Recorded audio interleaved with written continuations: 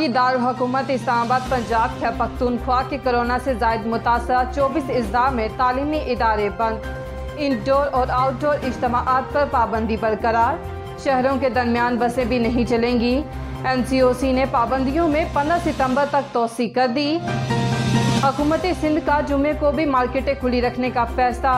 तर्जुमान सिंध हुकूमत के मुर्तज़ा वहाब का कहना है कि कोरोना केसेस की शरह में कमी आई है। अब हफ्ते में सिर्फ इतवार को मार्केटें बंद रहेंगी।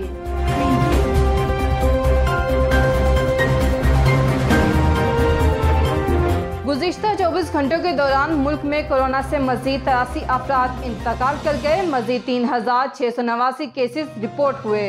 NCOC के मुताबिक 5362 मरीजों की हालत तशवीशनाक है।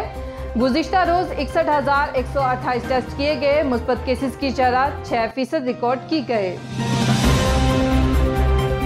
लाहौर के अक्सर इलाकों में सुबह सवेरे मूसलाधार बारिश शुरू। महकमा मौसमियात के मुताबिक आज भी मुल्क में बारिश की पेशेगोई।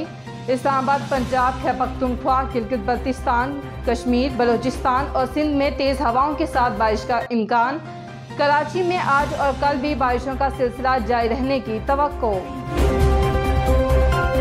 या तो आप अपोजिशन हैं या हुकूमत के सहूलतकार। बिलावल भुट्टो ने हुकूमत को जिता दिया। रहीम यार खान ने जलसे से खिताब में कहा कि हम आपको मजबूर करेंगे कि आप अपोजिशन करें। बुजदार को घर भेजें। बुजदार कठपुतली है। जब कठपुतली गिरेगा तो इमरान खुद ब खुद गिर जाएगा। अवाम को कुछ करना होगा, वरना पंजाब की अवाम जान जाएंगे कि ये मुनाफकत है और वो मुनाफकत की सियासत को तस्लीम नहीं करेंगे। ऐसे नहीं हो सकता कि वोट की इज्जत की बात हो और वोट के इस्तेमाल के वक्त भाग जाएं। Army chief general Qamar Javed Bajwa से कतर के नायब वजीर आजम की मुलाकात। खित्ते की सूरत हाल बिलखुसूस अफगानिस्तान की मौजूदा सूरत हाल पर बातचीत। आर्मी चीफ ने कहा कि खित्ते में अमन के लिए आर्मी शराकतदारों के साथ मिलकर काम करने के लिए पुरअज़्म हैं।